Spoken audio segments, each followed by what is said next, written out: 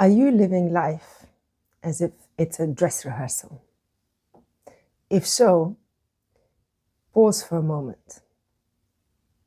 What it is that makes you take that attitude?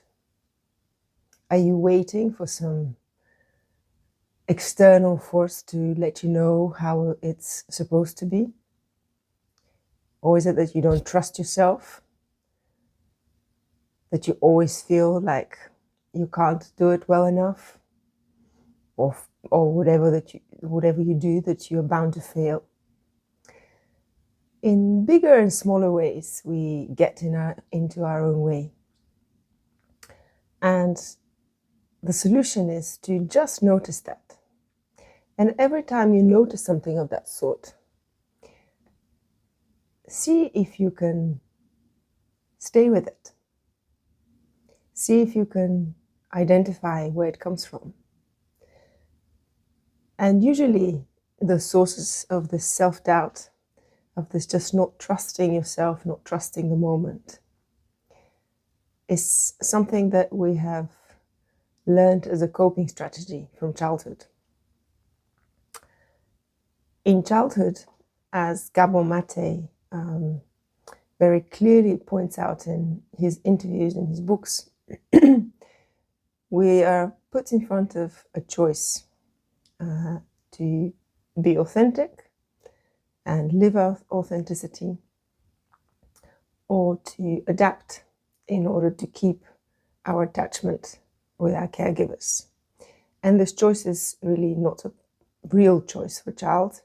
The need for attachment always will trump the authentic expression. So, in a way, as an adaptive survival strategy in our childhood, we learn to abandon ourselves. And that's a high price to pay in adulthood. In childhood, it's actually completely functional and very useful to be able to adapt to our environment so that our needs are met. But in adulthood, what we don't notice often is that we perpetuate this scenario. We continually abandon ourselves. What our true needs are, we're not even aware of. We don't even take the time to tap into that. And every time you notice one of these survival strategies rearing its head, for the longest time, I had a reaction to that. I had, in a way, a sense of hopelessness. Oh, here we go again. Why do I react like this? I could see how what I was doing was limiting me, and yet this pattern perpetuated.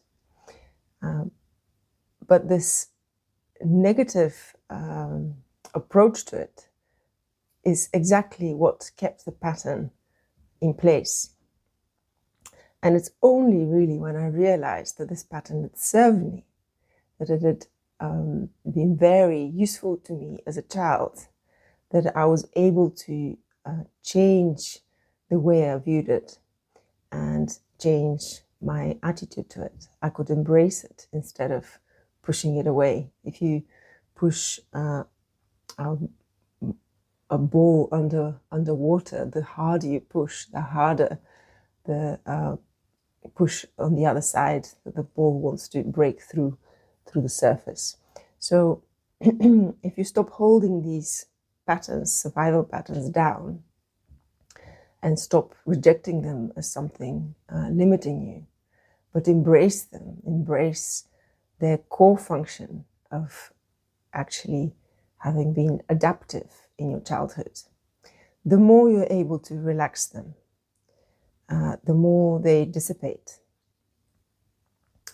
And the more you're able to start living life as if it is not a dress rehearsal.